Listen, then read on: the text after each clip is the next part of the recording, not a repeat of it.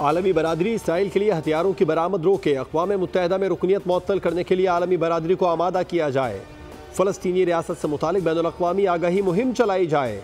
अरब इस्लामी ममालिक के गैर मामूली इजलास का एलामिया जारी। गजा में इसराइल की जारी नस्ल कुशी की शदीद मज़म्मत की गई। कहा गया कि इसराइल भूख और फाका कशी को हथियार के तौर पर इस्तेमाल कर रहा है। अक़वाम मुत्तहिदा इसराइल को इश्तियाल अंगेज़ पॉलिसियाँ रोकने पर मजबूर करे। चीफ ऑफ जनरल स्टाफ की चीन की पीपल्स लिबरेशन आर्मी के कमांडर जनरल से मुलाकात। दो तरफा अस्करी ताउन से मुतालिक तबादला ख्याल किया गया। लेफ्टिनेंट जनरल अवैस दस्तगीर का चीनी शहरियों की हलाकत पर इजहार अफसोस। कहा, लेफ्टिनेंट जनरल अवैस दस्तगीर ने कहा, चीनी शहरियों की सलामती यकीनी बनाएंगे। ISPR के मुताबिक चीनी फौज के कमांडर ने सिक्योरिटी में इजाफे के लिए पाक फौज के इक़दाम को सराहा।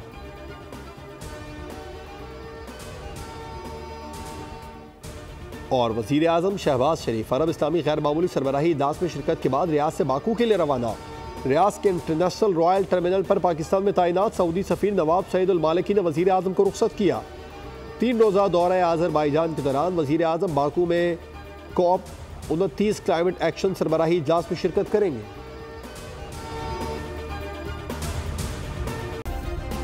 सब्सक्राइब करें और बेल दबाएं ताकि कोई खबर रह न जाए।